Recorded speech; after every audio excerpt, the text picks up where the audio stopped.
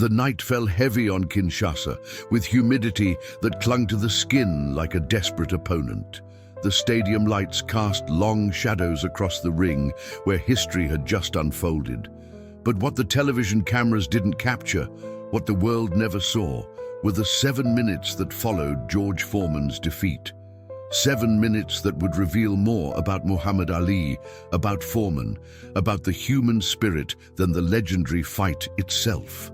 Those who witnessed it speak of it in hushed tones, a sacred moment between two warriors that transcended sport and touched something primal in the soul of boxing. The 10th round knockout had left Foreman disoriented, his mighty frame suddenly vulnerable as he sat on the canvas, his eyes searching for clarity in a world turned upside down. The referee's count reached 10, and just like that, the unbeatable George Foreman had been defeated. The cameras focused on Ali, arms raised in triumph, his prophecy fulfilled. "I shocked the world," he proclaimed as his entourage flooded the ring. But in the chaos that followed, something happened away from the public eye, in a corner of the ring where two men who had just battled for supremacy found something neither expected. As his team celebrated around him, Ali broke away. The gleam of victory in his eyes suddenly replaced by something else, concern. While everyone rushed to congratulate the new champion, Ali pushed through the crowd, making his way toward his fallen opponent.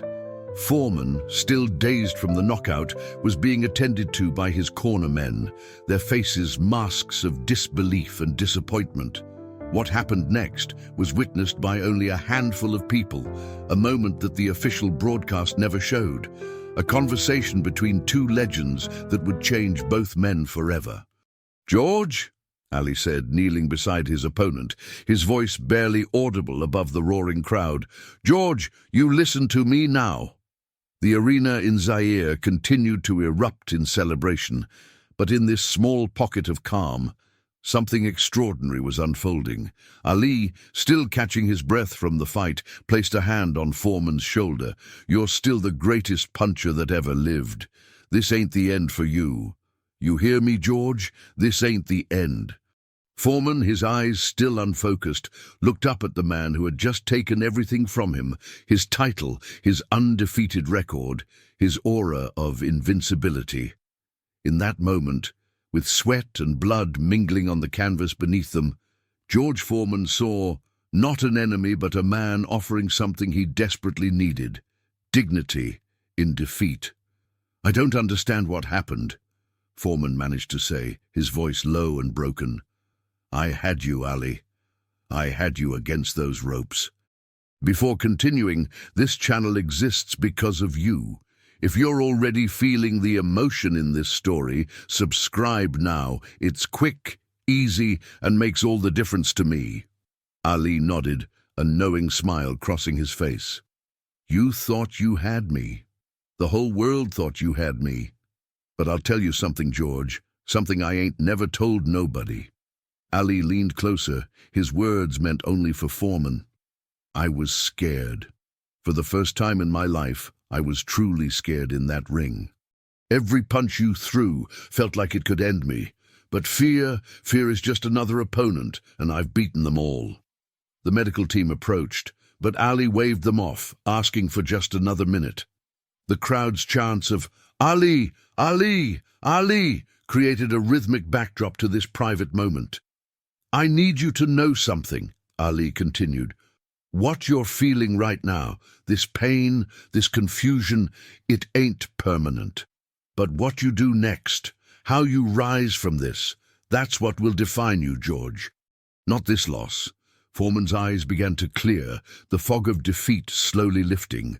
"Why are you telling me this? Why help the man who wanted to destroy you?" The question hung between them, a genuine bewilderment in Foreman's voice. Ali's answer would stay with Foreman for decades to come, shaping his outlook on life long after his boxing career had ended. "Because underneath all the talk, all the hype, we're just men, George. Two men who understand something the rest of the world never will, what it means to stand alone in this ring with everything on the line. Ali's words carried a weight beyond their literal meaning. And a true champion recognizes another champion, even in defeat, especially in defeat. What happened next wasn't recorded by any camera, documented in any official report, or witnessed by the millions watching worldwide. As the medical team finally approached, Ali helped Foreman to his feet. The crowd, seeing the two adversaries standing together, roared with a new intensity, but they couldn't hear the words exchanged, couldn't see the subtle transformation happening in real time. "They're all waiting for me to celebrate over your defeat," Ali said, gesturing to the crowd. "That's what they expect from me, the Louisville Lip, but tonight we're going to show them something different." Then, in a move that shocked the few who witnessed it, Ali raised Foreman's hand alongside his own. Not in the official gesture of victory, that had already been declared, but in a show of mutual respect that transcended the brutal sport that had brought them together.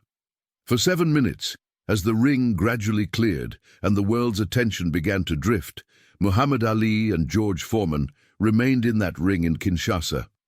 They spoke of things only fighters could understand: the loneliness of training, the weight of expectations, the fear that lives in the heart of even the bravest men. They spoke not as rivals, but as the only two people on earth who understood what the other had experienced that night.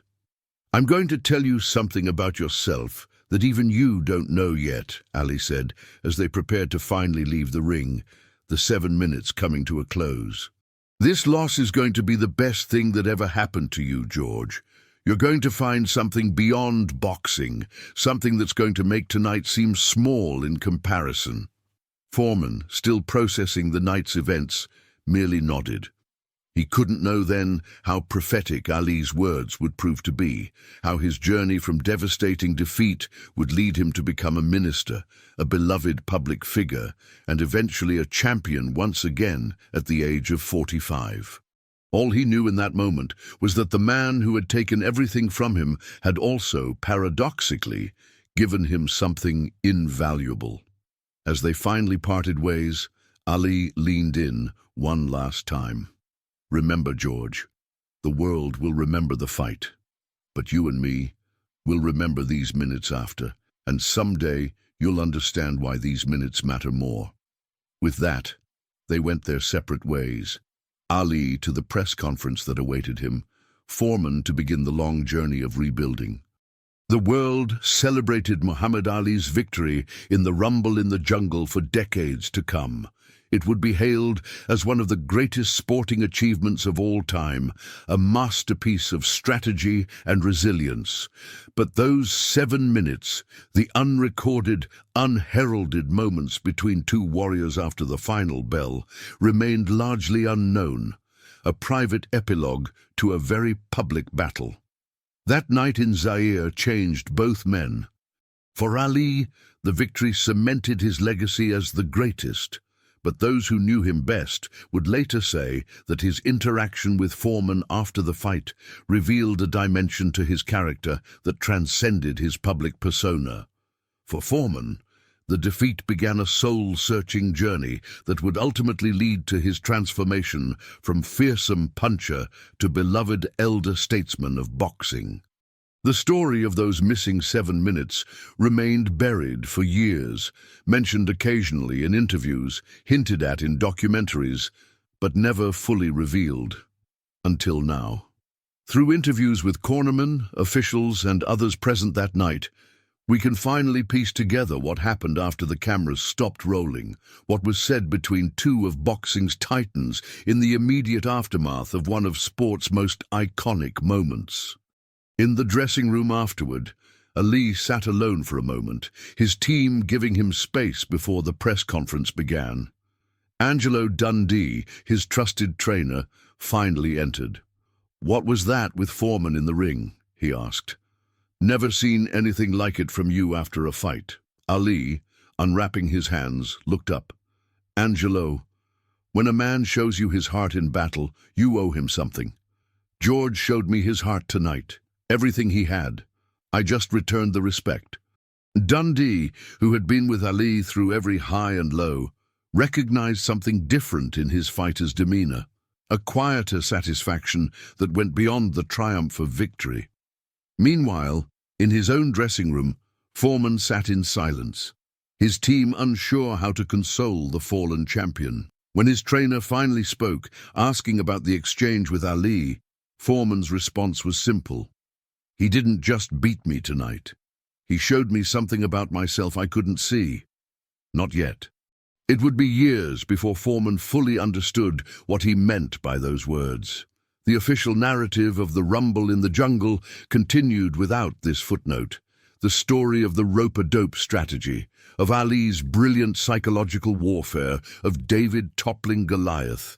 But beneath that narrative ran this undercurrent, this human moment between two competitors that revealed character in its purest form. 3 days after the fight, before leaving Zaire, Ali and Foreman met again briefly at their hotel. Away from the crowds, the cameras, and the expectations, they shared a quiet breakfast. "How you feeling, George?" Ali asked, the bombastic showman replaced by a more contemplative figure. "Like I've lost everything," Foreman replied honestly. "Like I don't know who I am anymore." Ali nodded, understanding the specific pain of a champion dethroned. "That feeling, that's your new beginning. Most men never get pushed far enough to find out who they really are. You just got that gift." Foreman didn't see it as a gift then, couldn't comprehend how complete defeat could offer anything of value. But Ali knew.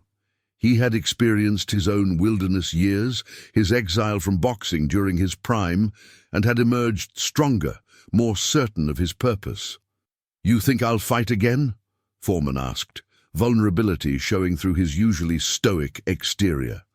The question wasn't just about boxing. It was about purpose, about identity, about finding a way forward when the path you've always known suddenly disappears. "I know you will," Ali replied without hesitation. "But the fighting you'll do from now on won't just be in the ring, and that's when you'll become a true champion, George." They parted ways again, returning to their separate journeys, but carrying with them the seeds of a mutual respect that would grow into friendship in the decades to come. Years later, in 1991, long after both had retired from boxing, Foreman and Ali found themselves at the same charity event in New York. By then, Foreman had become a minister, had found the purpose beyond boxing that Ali had hinted at in those 7 minutes. Ali, his body beginning to show the effects of Parkinson's disease, moved more slowly, spoke more softly, but his eyes still held that same penetrating intelligence. "You were right," Foreman told him, as they shared a quiet moment away from the event. "About everything you said that night after the fight, about finding something beyond boxing, about the defeat being valuable." Ali smiled. Not the wide, camera-ready grin of his youth, but a more subtle expression of satisfaction. "I saw something in you," Ali replied, his voice soft but clear. "Something you couldn't see yourself back then." The two men, once the fiercest of rivals, had become something neither could have predicted that night in Kinshasa. Friends, confidants, two warriors who had found wisdom beyond the violence of their profession. Their conversation that evening in New York circled back to those 7 minutes in the ring, the unrecorded epilogue to their historic battle. "Those minutes after the fight," Foreman said, "they changed my life more than the fight itself. Took me years to understand it, but they did." Ali nodded, understanding exactly what Foreman meant. In those 7 minutes, both men had shown parts of themselves that the public persona kept hidden. Ali's compassion beneath the bravado, Foreman's vulnerability beneath the intimidation. "The fight was for the world," Ali said. "Those minutes afterward were for us." This revelation, the impact of these missing 7 minutes, offers a new dimension to one of sport's most analyzed moments. It transforms our understanding of both men, adding layers to their legacies that go beyond titles and records. It reveals how a moment of defeat became the catalyst for Foreman's remarkable life transformation, and how Ali's greatness extended beyond his skill in the ring to his understanding of the human spirit. In 2008, 4 years after Ali lit the Olympic flame in Atlanta with trembling hands, showing the world his battle with Parkinson's, Foreman spoke at a tribute event for his former rival. He didn't talk about the knockout, didn't analyze the rope-a-dope strategy, or rehash the fight that most of the audience knew by heart. Instead, he spoke about those 7 minutes after, about the words exchanged when the world wasn't watching. "Muhammad Ali beat me twice that night in Africa," Foreman told the hushed crowd. "He beat me with his fists for 8 rounds, and then he beat me with his heart in those minutes after. The first victory made him a boxing legend. The second one made him a legend of humanity."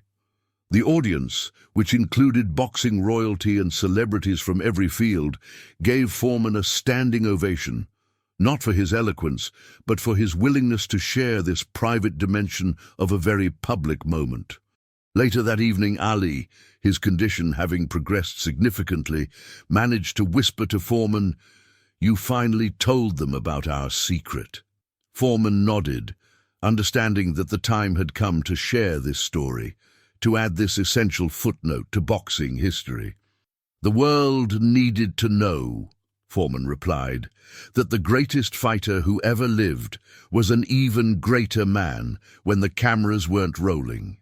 For years, boxing historians have analyzed every second of the rumble in the jungle, dissecting Ali's strategy, Foreman's mistakes, the impact of the African heat, the significance of the crowd's support for Ali. But this examination of the 7 minutes after the fight, these moments of human connection amid the chaos of victory and defeat, has remained largely unexplored until now. Through interviews with the few remaining witnesses, through careful analysis of both men's accounts in various interviews over the years, we can now piece together this missing chapter. We can understand how defeat became the foundation for Foreman's remarkable second act in life, and how victory for Ali was defined not just by the raising of his hand, but by his ability to see beyond the adversarial nature of sport to the humanity of his opponent. The psychological impact of those 7 minutes cannot be overstated. For Foreman, who had never experienced defeat, who had demolished every opponent placed before him, the compassion shown by Ali offered a lifeline at his lowest moment, a reminder that his value as a person transcended his performance as a boxer. For Ali, the interaction represented a moment of authentic connection that cut through the carefully constructed public images both men had cultivated. "I think about those minutes more than the fight itself," Foreman admitted in a 2015 interview. "The fight made history, but those minutes afterward made me who I am today." It was a stunning admission from a man who had regained the heavyweight championship at age 45, who had built a successful business empire, who had found religious faith that sustained him through life's challenges. That all of these accomplishments trace their roots back to those 7 minutes in a ring in Zaire speaks to the profound impact of that unrecorded moment. Ali, in one of his final interviews before his death, was asked about his greatest moments in boxing. Unable to speak at length due to his condition, he had an assistant show a series of photographs he had selected. Among the expected images, the victory over Liston, the thriller in Manila, the Olympic gold medal, was a little-known photograph taken from a distance, showing Ali and Foreman in conversation after the rumble in the jungle, when most of the cameras had already turned away. When asked why he included this image, Ali wrote a note that read simply, "This is when I was truly the greatest." If you reached this far and felt every word, don't leave without subscribing and commenting where you're watching from. If this truly touched you, give back, comment, subscribe. Come be part of this family with me until the next video. The legacy of the rumble in the jungle extends far beyond the outcome of the fight itself. It encompasses these human moments that remind us why sports can transcend entertainment to become parables about life itself. In those 7 minutes after the final bell, Muhammad Ali and George Foreman wrote an epilogue to their battle that few witnessed, but that shaped both men for the rest of their lives. As we look back on this historic fight, nearly 50 years later, perhaps it's time to acknowledge that the most important moments in sports, as in life, often happen when the cameras stop rolling, when the public persona falls away, and when two human beings connect in authentic ways that defy the narratives we construct around them. The missing 7 minutes from the rumble in the jungle remind us that beneath the spectacle of sport lies the quiet dignity of human connection, capable of transforming even the bitterest defeat into the foundation for a meaningful life. In boxing, as the saying goes, it's not about how hard you can hit, but about how hard you can get hit and keep moving forward. In those 7 minutes after the rumble in the jungle, Muhammad Ali taught George Foreman a lesson that transcended boxing. That defeat is not the end, but a beginning. That compassion can exist alongside competition, and that true greatness is measured not just by what we accomplish, but by how we treat others in their moments of vulnerability. This is the true legacy of that night in Kinshasa, not just a brilliant strategic victory, but a moment of human connection that reminds us why we continue to revisit this fight decades later, finding in it lessons that extend far beyond the sport of boxing into the very heart of what it means to be human.